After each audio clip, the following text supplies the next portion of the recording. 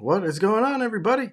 It is Tuesday afternoon and Tuesday evening, depending on where you are, and just gonna hang out. I got a couple of questions that came in over the last week in the YouTube comments that I figured I would handle, and have a cup of coffee with you. And so, before we get started, I want to have you get straight in the comments or in the chat over here. If you're watching it live in the chat and or in the comments too, but I can't see the comments right now. So um, put some buzzwords in the chat that you think are funny or are tired of hearing, or you know what I mean, like just those kind of words in general, tone buzzwords. What made me think of this yesterday or this morning, maybe it was yesterday, I made a post on my Facebook and it just said, hot take, it's not tone wood, it's just wood.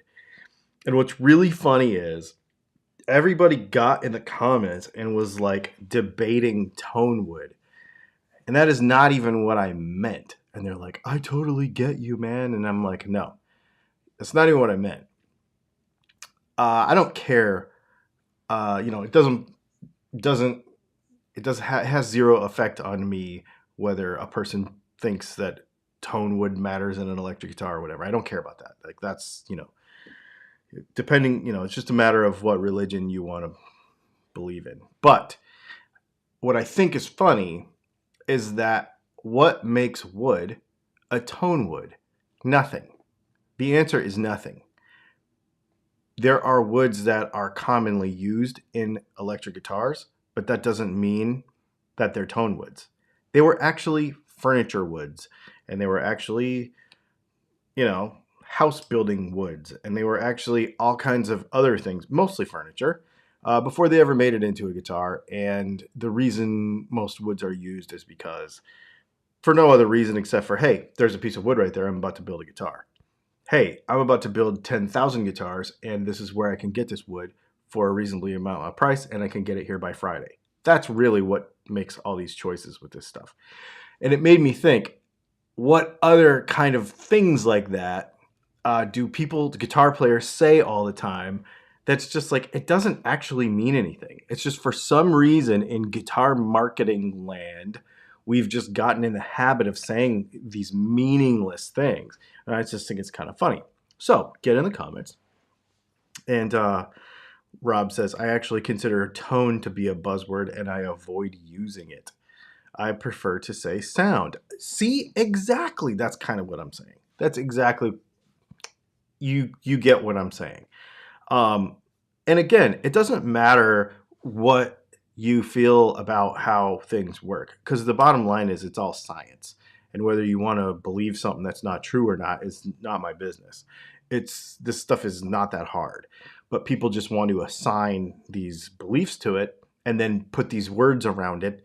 And I think it's kind of funny. So, like, nitrocellulose lets the wood breathe. No, it doesn't. The wood's dead already. It's dead. It's dead. It doesn't breathe. Trees kind of breathe, but dead wood doesn't breathe. I mean, the end. Dead person doesn't breathe. Same thing. Anyway, I just think it's kind of funny. So get in the chat down there, and we're going to look at a couple of those, and I think they're really, really funny. And I will tell you what keeps me, another thing that made me think about this is I've got my son working here in the shop with me, and I've got him helping me with stuff. And he's asking me questions, technical questions about how things are done and why things are done a certain way. And trying to explain to a person that is not a musician the technical reason why something does what it does means that you can't use any of those terms that are common within guitar culture. So I would challenge you to go explain, if anybody's even interested, that's not a guitar player, everything about how your guitar sounds to someone who doesn't play guitar and only listens to music from, Spotify or something. Then all of a sudden there's a bunch of words you can't use because these are only words that mean things to other guitar players. I think it's really, really funny. It's an interesting thought exercise. While you guys are thinking about that, let me jump in the comments. Over the last week, I picked a couple out of here. Let's see, those were from last week. Okay, here we go.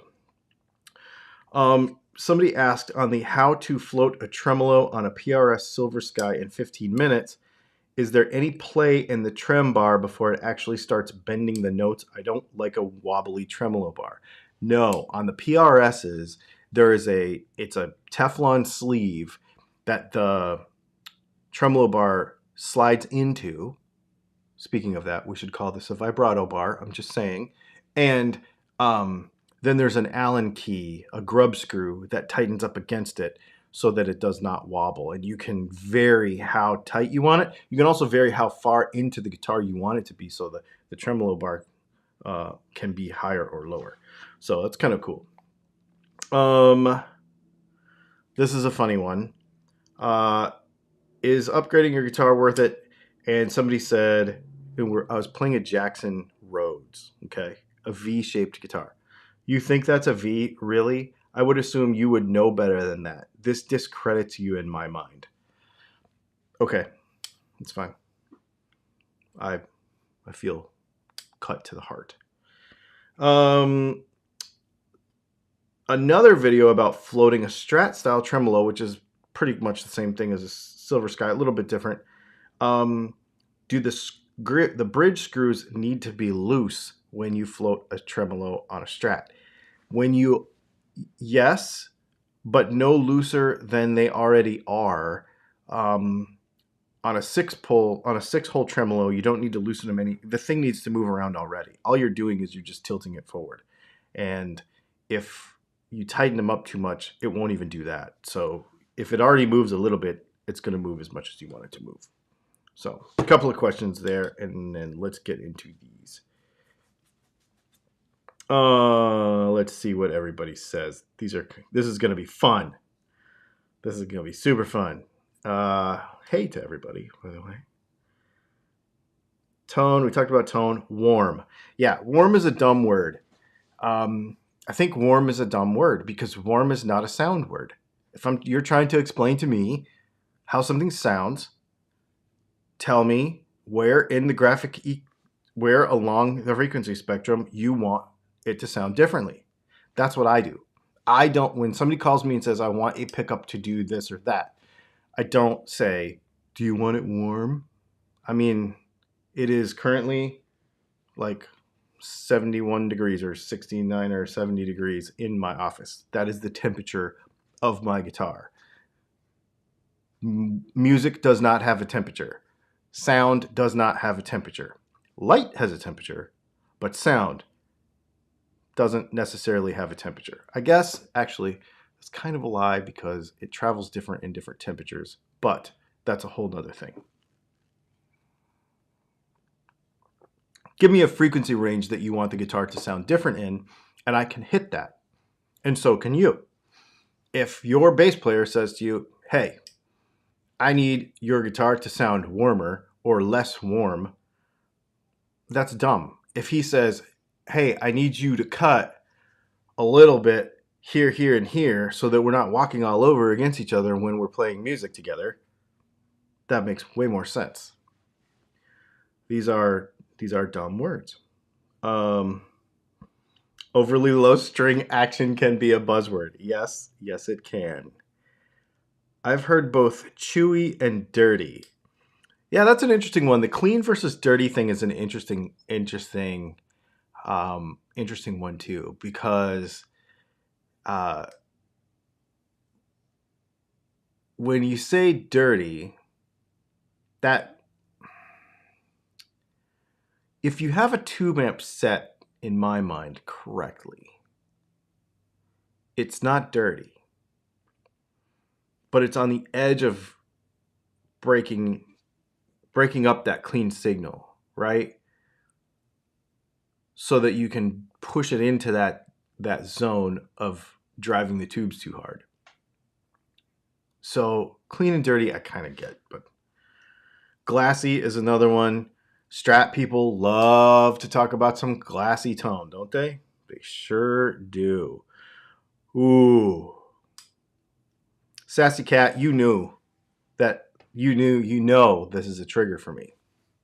You know, because you've been following the channel for a long time, that the word resonant is the stupidest word.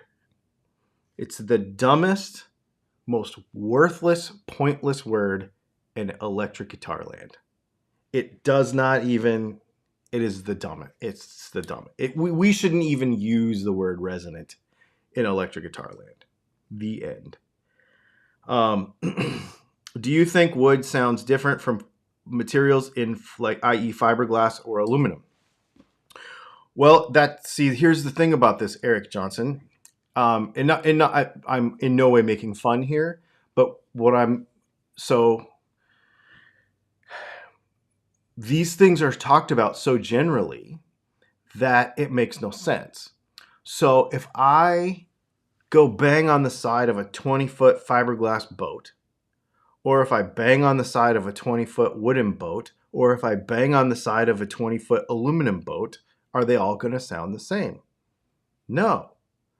But there are so many other factors in that. How far apart is the bracing? How thick is the material? What are the other design qualities that went into using a said material to get a particular result? For example, we could use a boat. Okay, we'll use a boat. So, for example, a fiberglass hull versus a wooden hull versus an aluminum hull going through the water at a said speed is going to flex a certain amount, and there has to be all this design stuff that goes into it. And so you have to construct the boat differently. And there's actually vibrations that happen with that at higher speeds, etc. Ask me about sailboats on a different day.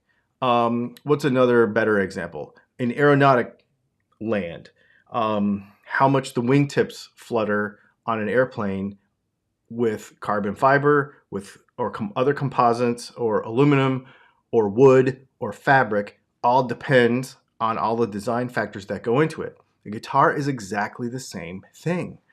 All we're doing with an acoustic guitar, for example, is we're just vibrating a surface. That's all we're doing. We're just vibrating a surface. So, in 2022, now not in 1985 when the Ovation Roundback was the only non-wooden guitar thing out there at the time, but in 2022, there should be zero, and there is actually zero reason why there is not somebody smart enough to take an acoustic guitar and say, okay, if this wood or this material has this density, and I want it to move this much when introduced with this much force, and I want it to go for this long, that cannot happen. And there are very smart people that can make that happen. Matthew McPherson is one of them. That is possible to do in 2022. The technology exists to completely make... now, the bracing is all going to be different. The thickness of the material is all going to be different. The guitar design is going to have to all be different. It's not going to look exactly the same. But all of those things will happen. I was actually talking to the guys at Close, because I don't know, I probably shouldn't say too much about the actual what's gone into it yet, because they haven't announced it yet. But I know that they're coming out with another carbon fiber acoustic guitar, and it's got stuff in it that you have never seen before. 100% brand new. Nobody's ever seen it before. And so that doesn't mean it's bad. That doesn't mean it's going to sound a certain way wrong or whatever. If you put the design into anything, you can make it work. It's just that guitar players are so narrow-minded that it doesn't work. I think it means that it resonates with the wood better. Yeah, but it's pointless. I also don't like the description of Clapton's historic sound as the woman tone. That's interesting. I understand that. Is the American Stratocaster or vintage American Stratocasters overrated? Okay. I'm going to tell you a term that I cannot stand and do not personally use ever. Overrated. I think it is the dumbest word besides resonance. Well, there's probably a whole list of dumb words that I think are dumb. But the word overrated to me is used by people who they usually do not possess the skills or the finances or the means or the whatever to own or to do whatever they're talking about. So when somebody says, I think Slash is overrated, it's because you're either too tired of him, you don't personally like him. That doesn't mean, and there is no rating system. Someone who is overrated is strictly for the discussion in the Facebook group. I don't think that the fact that he has X amount of dollars in the bank, I mean, that's where I look. What is his rating? Well, his net worth is whatever, and he is good at what he does, and he's way better at me at it. So he is not overrated in my opinion. So I think those words are dumb. So let's bring it back to the Stratocaster thing. If you like them and it's worth spending 25 grand on a 57 Strat for you, then it's not. If you don't like them, or if that's not worth it to you, then it's not. There's, really. Growl and drip. Ooh, like a drippy reverb. That's pretty good.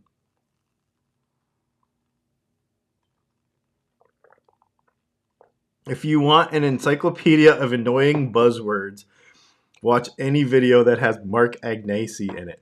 I've actually been really enjoying a bunch of the gear rundowns, like when he went to Slash's house and talked about a bunch of his guitars, and I thought it was really cool to learn all the stories about that.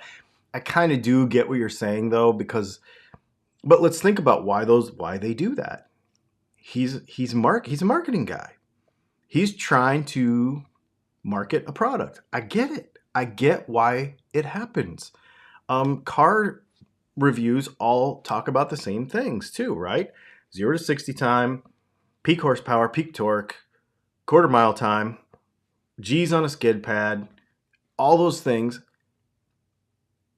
And I don't care because I can't drive the car that well, right? My mountain bike over here, however many grams this is versus that versus whatever, I enjoy it because it's fun to nerd out about it and it's fun to learn about it. But in the end, if I don't drink this coffee right now, it's probably going to save me more weight off of my bike than spending $200 on a different saddle. You know what I mean? So, but I do understand why people spend all the money and time on all that marketing stuff. I do get it. But I think it's funny. You need your tone to be colder.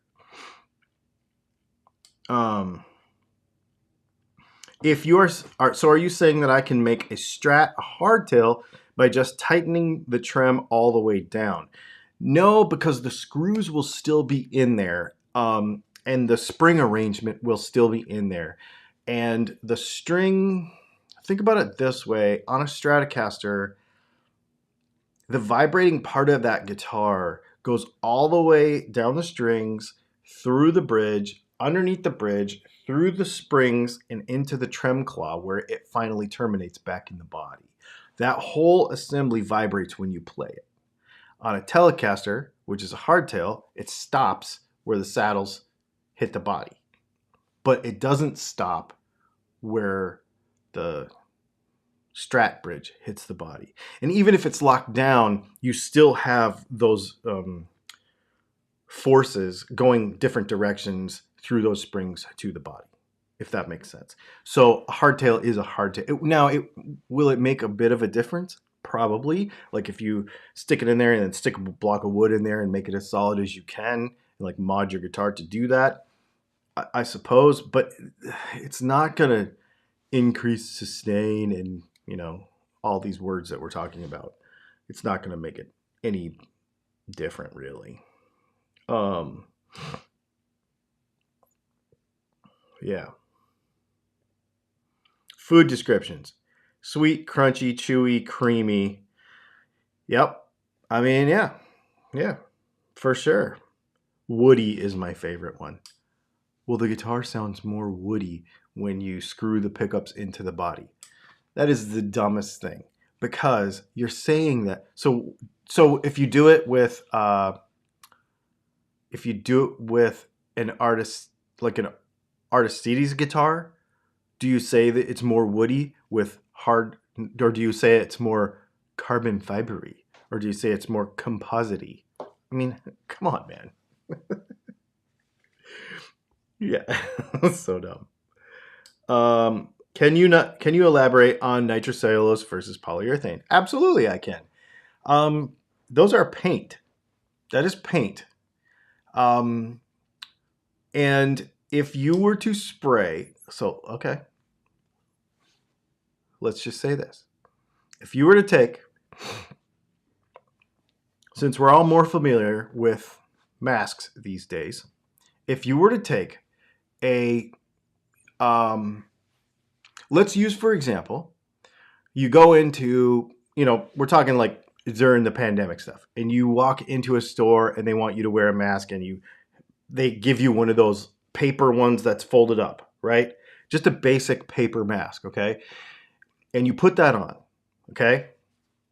You can breathe through it. It's not awesome, but you can breathe through it, right?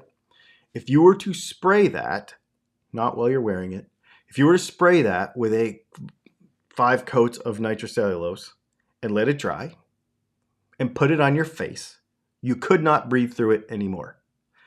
If you sprayed it with 5 coats of polyurethane and put it on your face, you could not breathe through it anymore. The end.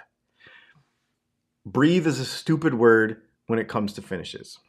The reason people get really bent about the nitrocellulose versus polyurethane thing is they think the wood is going to vibrate more with less paint on it.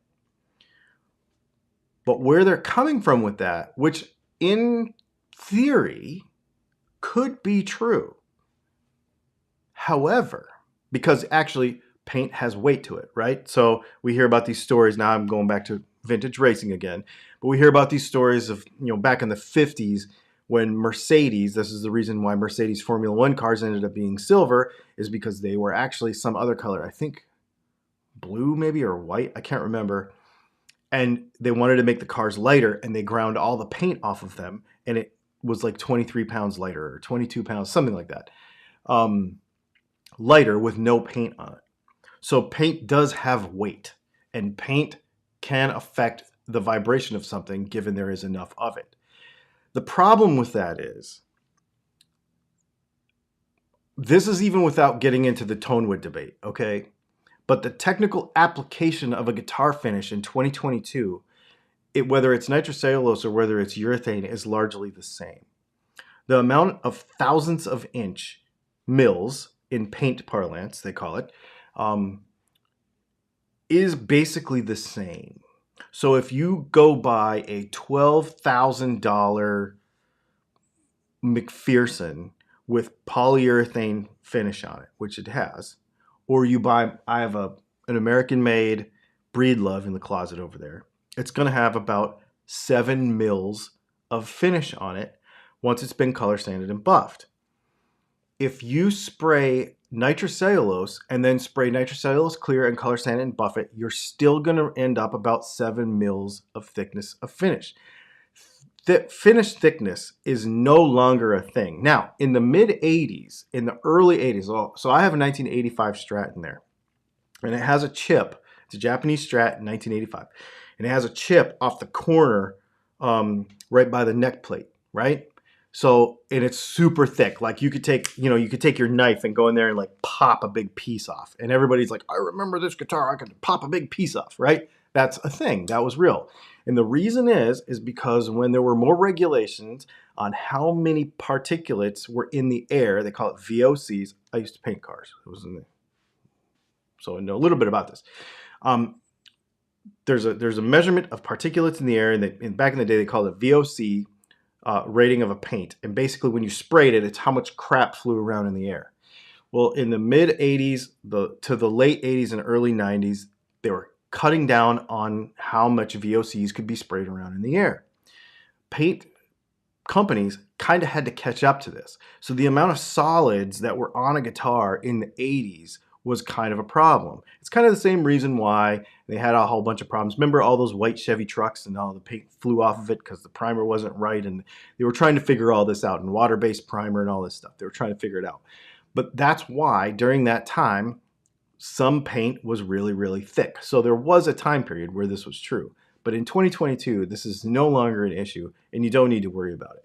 Nitrocellulose versus polyurethane is, do you want it to look good when it's old, or do you want it to look worn when it's old? That's the only choice that you really need to make with that stuff. It's kind of interesting. Oh, transparent. That's a good one.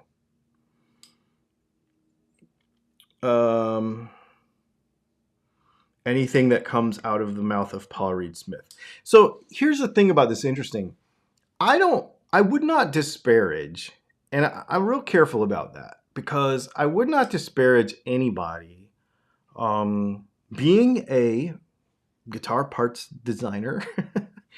I understand that there has to be a language and a way to communicate what you're trying to do and trying to sell a product. I do get it. I understand the need to do that. And I understand a need to try to communicate that with other people. What I do not like, and the reason I've been kicked out of many groups on Facebook, is the lack of transparency, and I don't mean the overdrive type. That people think that there's all these myths surrounding all this stuff, and that there's like this almost religious fervor to some of these concepts that I cannot stand. I think it's stupid. This is the easiest stuff ever. I was explaining this to my son yesterday as he wound his first pickup, which is right over here.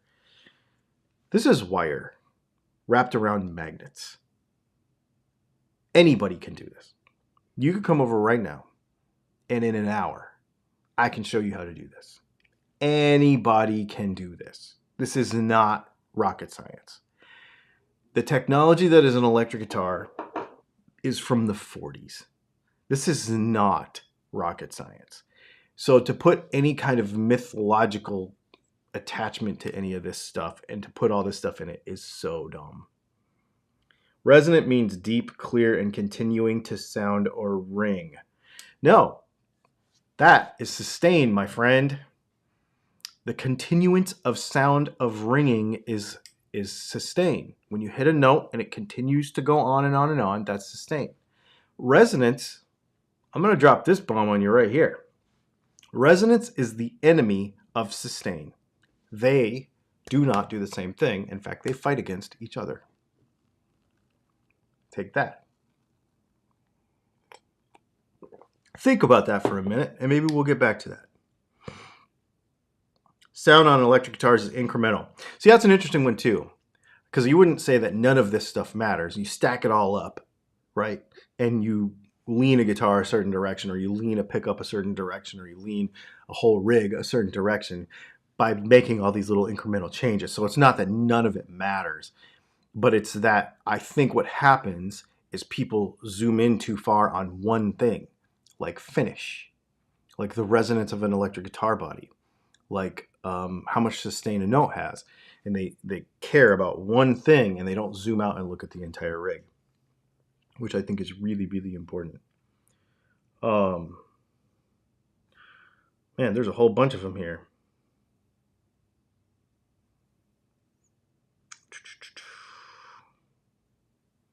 Yeah, super fun.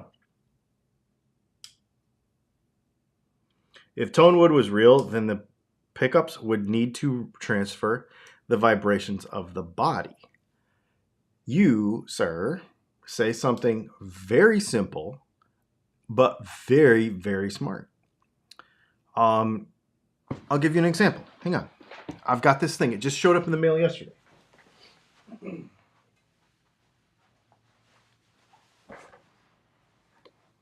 It's one of these travel guitars. I think this is from Donner Musical Instruments. Now this is a solid body electric guitar. Okay, so it's just some wood put together, and those metal wires don't have anything to do with anything. You just make it to where it sits on your lap. And it's headless. It's a weird kind of travel guitar. It goes in a little, it's kind of neat actually. But This is not, this is an electric guitar in the fact that the only way you can really hear it loud is with headphones. Okay? However, the way it does it is not by magnetic pickups. It does it by an acoustic guitar pickup here. And these are acoustic guitar strings, and when you strike the string, it vibrates the thing. Now, I would imagine that if we made this out of a solid piece of metal, that it would sound much differently because we are using vibration to make sound. We are not using the vibration of a guitar body to make sound in an electric guitar. That's a very astute statement. I like it a lot. Nitrocellulose pickups. Actually, a lot of people used to, most people would, in the old days, would actually dip pickups in lacquer before they wound them to insulate the bobbins, but it just broke down the pickups and broke down the wire.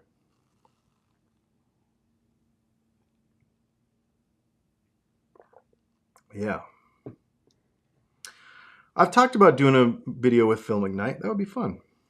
I don't want to do a video with him or like a live stream. I would actually, next time I'm out there, I'd actually like to just stop and see him and maybe do something. Yeah.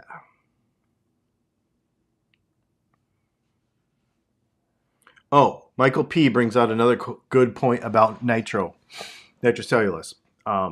Nitrocellulose guitars, mostly these days, have a urethane underneath them.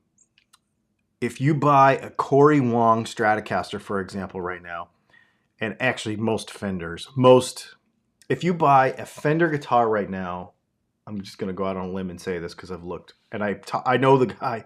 I know a guy that painted Fender guitars up until about a year ago. If you buy a nitrocellulose finished Fender guitar that is not from the custom shop, so like the Corey Wong Strat, for example, that has the regular urethane sandable sealer underneath it, and then they just spray nitrocellulose on top of it, and then they put a clear over it.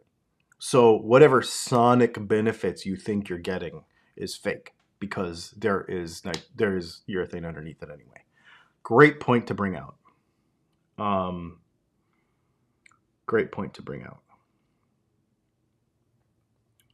So, interesting stuff. Yeah, and some people make those choices because they want their guitar to look new forever. Some people want them to... it's funny you say that. So I've got some guitars back there that are urethane. So like this PRS Silver Fiore right here is urethane. I wipe it off and clean it when I'm done with it. This guitar, I do the same. This guitar, I do the same. The Gibson is nitrocellulose, and I purposely don't clean it because I want it to get kind of grungy. I want it to age. But I know that not cleaning a PRS doesn't do anything except for make it look gross because it's not going to age it. You know what I mean? So, yeah. I think Tonewood might be the most fun religion. Oh, dude. I know. It's a religion. It is seriously that nuts. It's seriously that nuts. And when I say that, I don't mean to negatively speak of religion because I don't mean to speak negatively of that. I'm just saying when you assign yourself to a belief so hard that when someone comes to you with something that is opposite of that you have zero good retort for that and no actual reasoning and still continue to believe it, to me, that's where it gets a little negative. And that's where this Tonewood stuff is dumb, in my opinion.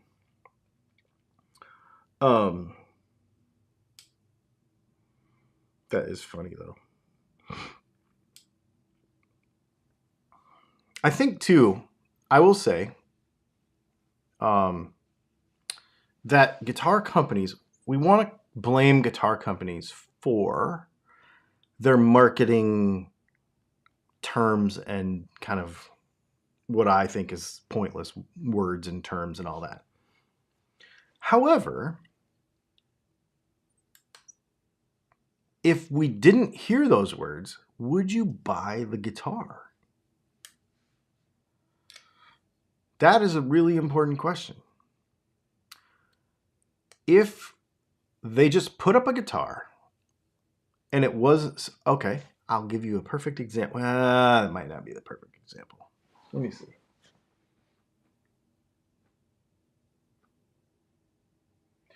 People have such a hard time separating the whole Machine Gun Kelly person from the guitar, so it's a bad example. But I was going to use the Machine Gun Kelly Telecaster back there. That guitar is really modern. It's got a 14-inch fretboard radius, I think. It's got carbon fiber in the neck. It's got a really high output pickup. It's got a urethane finish. It's got a really fast kind of, it's got glow-in-the-dark dots on the side. It's a very modern guitar.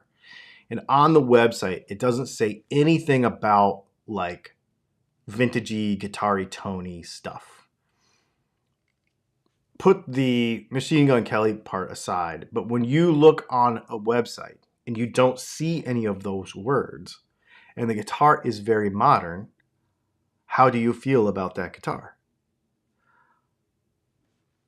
Customers do it to the guitar companies, and then the guitar companies do it back to the customers. I think. I don't care about any of that stuff. I just want the guitar to be cool. I just think it's cool. Anything I buy is just like, oh, wow, that's cool. You know, I buy because of colors nowadays, you know.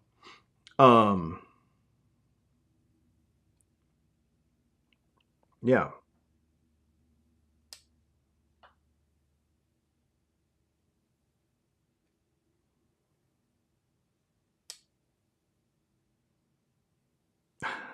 I don't know how we got on car interiors. All I think about with electric guitar sounds is electronics, including strings. Yeah, that's me too. I'm kind of in the same boat. Is my pot selection right? Is my cap selection right? Do I like the pickups? And is the setup on the guitar good? That's my biggest problem. My biggest thing before I even, well, I shouldn't say that. If the guitar's a good platform, that's all I care.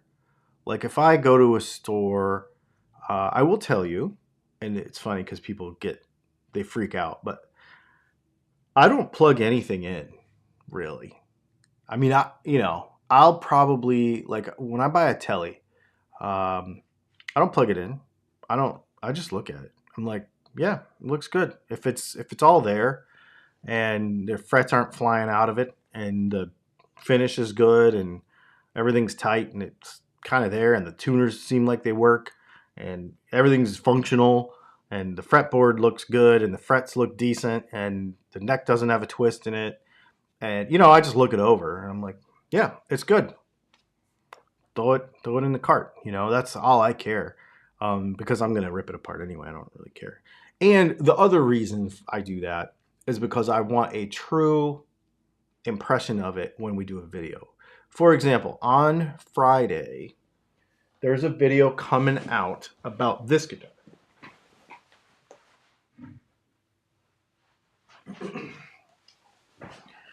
This is the new 40th anniversary Squier Stratocaster. And I don't want to spoil it too much. But when we do these, and because we took it all apart, see, there's no strings on it. When we do these, I want the most honest, accurate first impressions of it. Now I played it a bunch before the video, but so I could give you a real idea when I took it apart. But like, for example, when we pulled the thing apart, I hadn't looked underneath there ahead of time. I don't look ahead of time. I don't measure anything ahead of time. I do it with you because we want it to be as accurate as possible. So that's the other reason why I don't really look at anything when I buy it. I know you as a player probably will not do it like that. Yes, it is a metal scratch plate. It's really, really cool. I will tell you, I bought 4 of them. I bought the 40th anniversary Stratocaster with the block inlays. I bought the 40th anniversary Jazzmaster with the block inlays. That'll be here tomorrow. I bought the 40th anniversary baritone telly. And I bought the 40th anniversary telly with the vintage hardware, Squire, with the vintage hardware Dakota Red double bound, 60s double bound one. So that one's come. Those two they're not in stock anywhere yet, so those are on their way. And I would assume that maybe by next month we'll have those guitars. We'll be able to do videos on them, which is really, really cool. So I'm really excited about that. So we'll be able to do all 4 of them. So yeah, this one's getting new pickups next week. So we got to finish making them. I've got to make one more. So this one's going to get new pickups and new pots and stuff. Spoiler alert. But anyway, if you want one of those guitars, there's a link down below, sweetwater.com. Go get one. You can get 10% off them right now, like $540 or something. And spoiler alert, it's worth it. It is. They're good. Do you plan on manufacturing your own line of guitars in the future, or just pickups? We've got about 200 guitars out there. We built right around 200 guitars. They're out there in the world, all over the world. We discontinued building guitars about 3 years ago, because we went on the road and we lived on the road in a motorhome for 2 years, and I no longer had the facilities to do it. I don't really have the facilities to do it. What we are doing is the joint thing with Texas Toast Guitars, where you can go out there and go to a workshop and build a guitar that I designed, and you can wind your own pickups. We teach you how to wind your own pickups and all that stuff. And then you go home with a guitar that actually you built, but it's one of my designs. And, you make pickups and everything. So we are doing that, which is really, really cool. So that's probably as close as I'm getting to building guitars. There is noise, I guess, and put it in the comments too. I don't know. I really, really want to hit 100,000 subscribers. And it's just, obviously I've been doing this a long time, so I'd kind of like to. And one of the things we talked about doing was like a community voted build that we built a guitar from scratch, because I'm not really building Dylan custom guitars anymore. But if we built one and you all selected all of the stuff and then we gave it away, or maybe did a limited run of them, I don't know. We're talking about doing that and releasing and or giving away the guitars at 100,000 subscribers. So we're thinking about we've talked about it. If there was real interest in it, I will tell you right now, if you bought one, they will be $2,500. We do not, just so you understand where we are with that. The guitar will be $2,500, the end. That's how much they have to be in 2022. But I'm thinking about building one and giving it away, maybe doing a short run along with it. I don't know. It's just, if there was enough interest, we would totally do it. What did you think of Dennis Fano's Fano guitars? I like them. I think they're cool.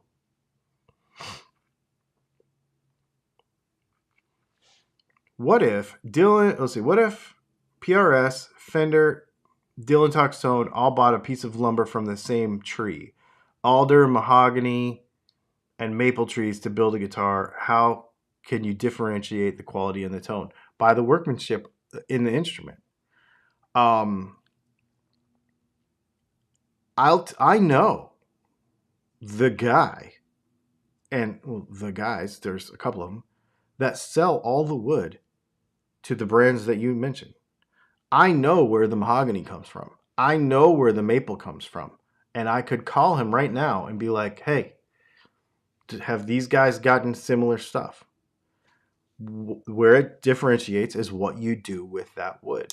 The material of the guitar does not matter if the engineering and the thought that's put into that guitar is done in such a way that it's executed properly to get a sound that the designer wanted to get. And I think that's something that people don't understand. Like,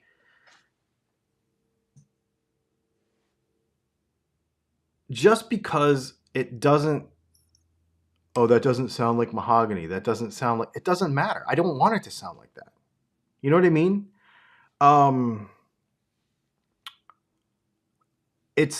It's so funny that people like want everything to sound the same, but then they don't want the guitar to be the same. Why do we have to worry that this guitar sounds a certain way when what we really want is two guitars anyway? You want all your guitars to sound exactly the same. You want, I don't get that. I really don't get that. I mean, if you're Slash and you're on tour and you're playing a set, right? And all these vintage Guns N' Roses songs, and you want certain songs to sound a certain way, and you play the same guitar for that song. I get that. But for all of us, we're looking for variety. I mean, we're looking for something different. We're looking for cool stuff. So why are we even comparing any of it? I just think it's cool. If you want something cool, get something cool. It doesn't even really matter. Stop playing with your knife before you cut yourself. It keeps me from biting my nails. I get bit every once in a while, but I'm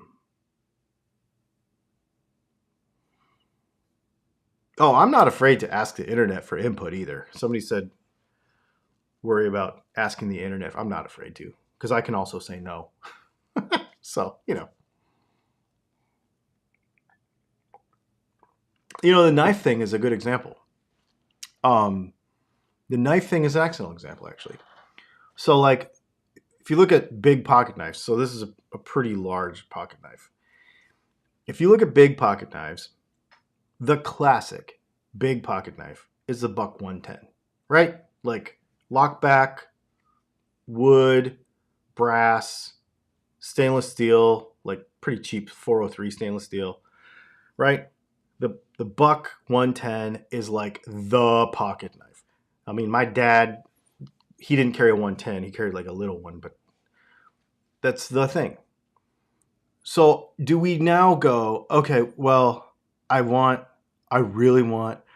this guitar, I want this knife, that other knife that I buy to be exactly like that, but not like that. But I want it to be exactly like that. No. Everybody's like, okay, like this is a Sinkovich design. So this dude Sinkovich is like, okay, I want this knife to look like this, and I want it to perform like this, and I want it to be this weight, and I don't care, it has to be in the shape of a knife, like a guitar has to be in the shape of a guitar, but beyond that, there should be no limits.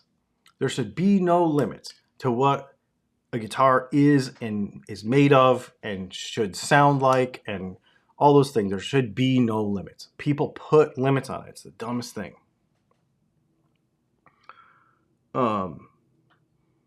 They were just iconic because they were cheap and tempered well. Well, see, okay, excellent example.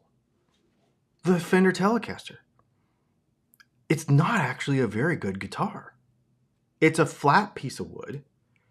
It doesn't intonate properly. Well, you can do it. You can get them to do it. But if you bought a 1951 Telecaster, the thing's kind of a pile of garbage. It's not that good.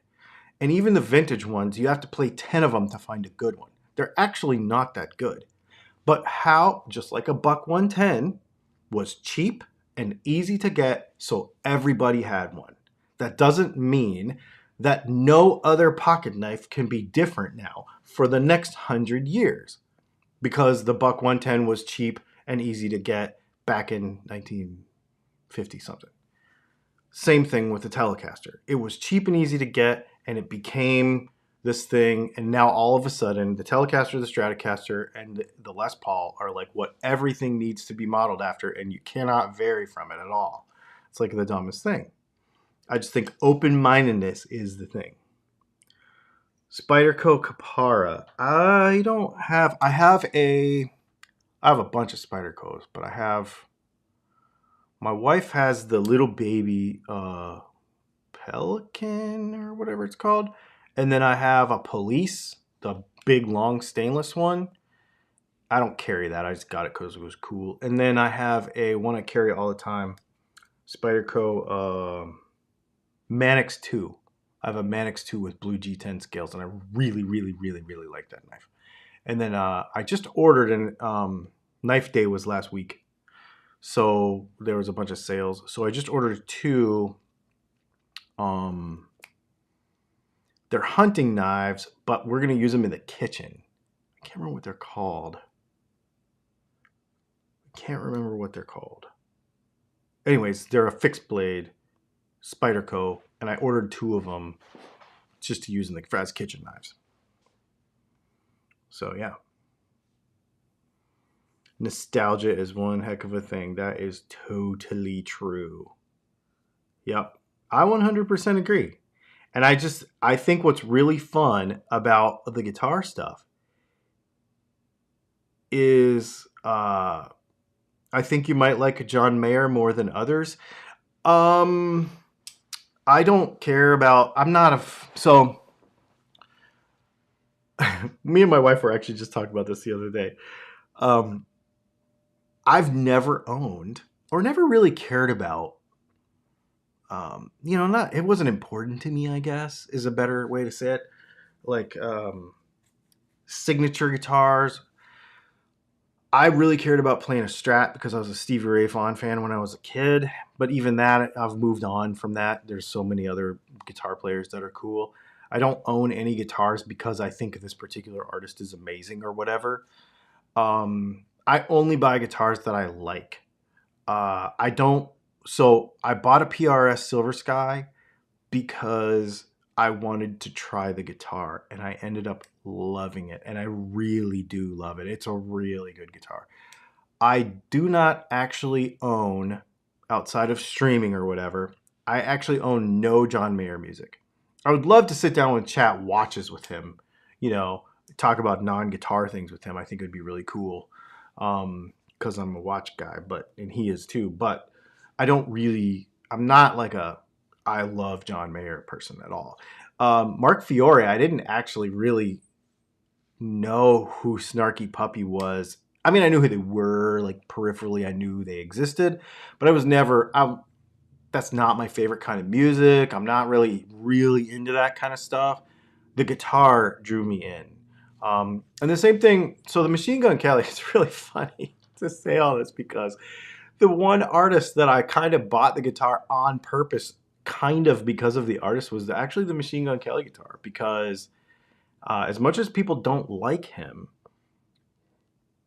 that's a bunch of jealousy. I was actually talking to my son about it, again, who is not a musician.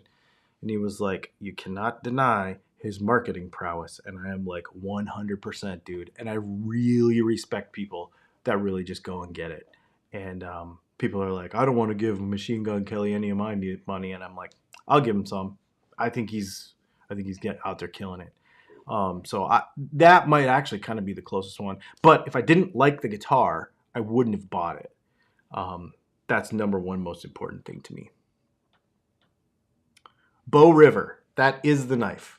Yes. And I got the stripy micarta, the like black and white stripy micarta handles. Yes, the Bow River. That is the one.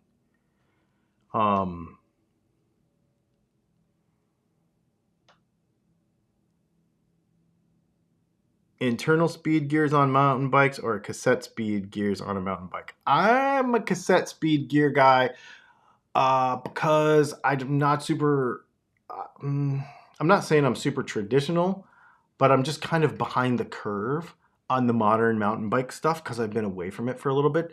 For example, I've never had a 1x before. So this is my first, I have a 1x12 Salsa over here. and it's the first one buy that I've ever had. The last bike that I had was a Salsa Spearfish that was 2. So I've never, and before that I was on a Stump Jumper Epic, which was 3. So I've never had a one buy. So I'm kind of behind the curve. I'm not against trying anything, but I'm just kind of behind the curve on the mountain bike stuff. Do I have any CRKT knives? No, but they have an executive knife that I'm very interested in. I actually have on that same order with those Bow Rivers, I have it's a Quaken, what the heck?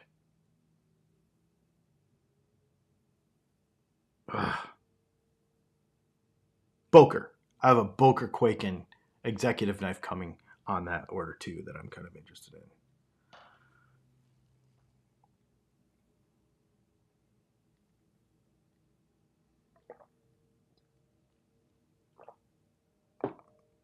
I've heard about roll-off gears for sure. DJ Play Nice, I have been shopping for an Omega Speedmaster for a while, and I am not ready. If I was making Mr. Beast money on YouTube, you would see me balling with an Omega Speedmaster, 100%. But I'm not that kind of YouTuber. I'm like a regular person YouTuber. I'm a person who has a camera and makes videos on YouTube. I am not like baller YouTuber. So I'm not Speedmaster money yet, but I really would. I'm on my way. I am really on my way. I want one. I actually was shopping the other day for the Omega Swatch Moonwatch. But those are even really hard to get. I've been looking right now. I've been trying to find one of those. Realistically, trying to find one of those, and it's really hard to find one right now. I never liked EVH, but his guitars are cool. I agree. Yeah. Yep. Do you have any Benchmades? I have a bunch of Benchmades. I have that Mel Pardew automatic side opener. I can't remember what it's called. I have why is my brain totally farting out right now? I have a mini bug out. Everybody has one of those. I have the green one, Osborne. I have an Osborne manual, not an automatic. And I think that's it. I think I have 3 or 4 Benchmades. Yep.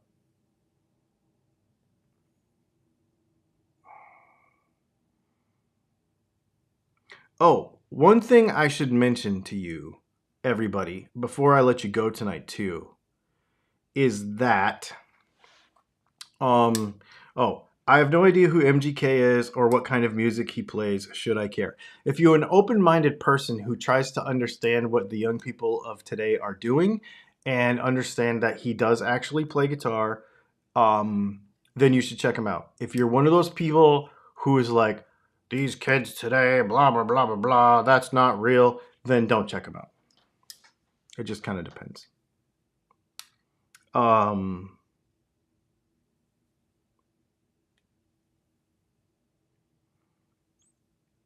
Yeah, talking down people is dumb, yeah.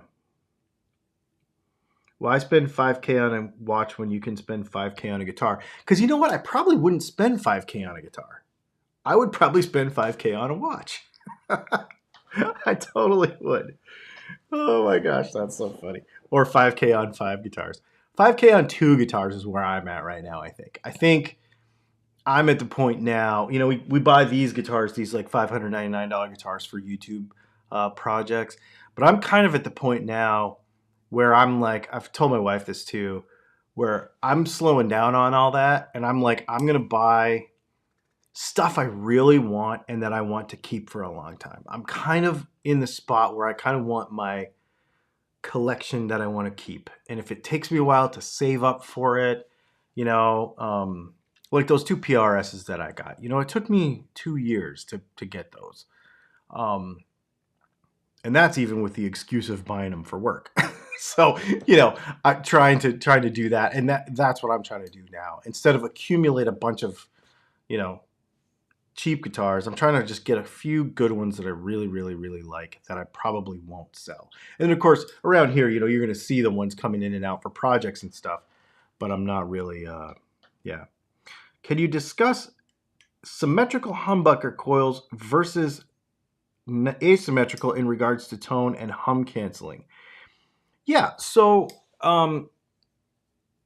this comes probably from the whole myth about PAFs originally being like 500 winds off or 300 winds off, and that being some amazing thing. So when you have two coils that are wound differently, there is a diminishing returns there, but you can get a little bit of a mid-range poke from that, like a little mid-range. And I mean that in like the 1K area. I don't mean that at like warm. I mean that like in the 1K area, it's a little nasally kind of honky thing. In the 1K zone, which is good because a guitar is a vocal instrument and you want that to kind of poke through the mix, right? The problem is that the further you vary wind count from one coil to the other, the less of a humbucker it becomes. But 3500, you probably won't notice much difference in noise that way.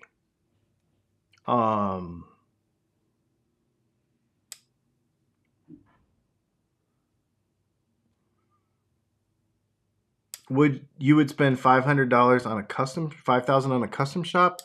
I think.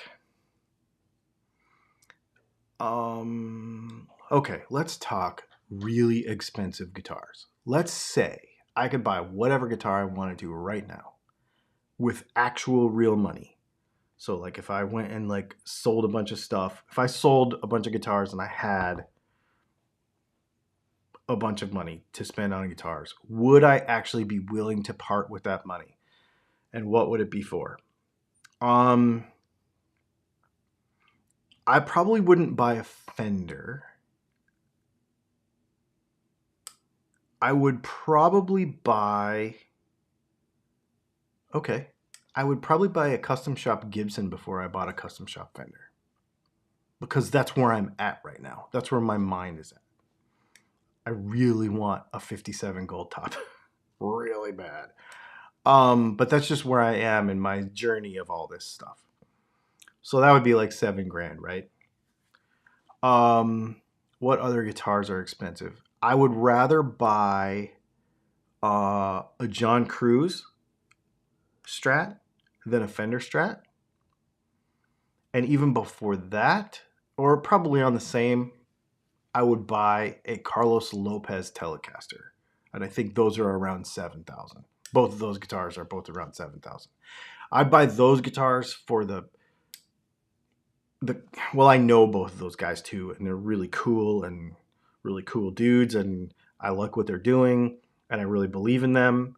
So I would probably buy those over some of the bigger brands, and I think the collectability would be there. On the acoustic side, McPherson, hands down. I'd buy another McPherson. My McPherson wasn't that expensive. It was like $3,500 because it's carbon fiber, but the wooden ones are like, you know, $10,000. So I would totally buy a McPherson acoustic guitar for sure if I had the money. I would buy a 2-rock amplifier if I had ridiculous money, because I really, really like those. But that's, and another Fuchs too. I'd buy another Fuchs amp too. But that's probably about it. Yep. What's the most you would spend on a 59 Les Paul reissue? It depends on the guitar.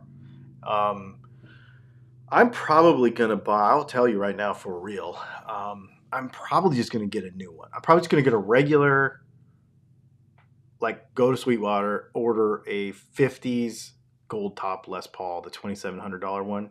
I'm probably just going to get one of those. At this point, if I had the money, I would probably get a custom shop one for sure,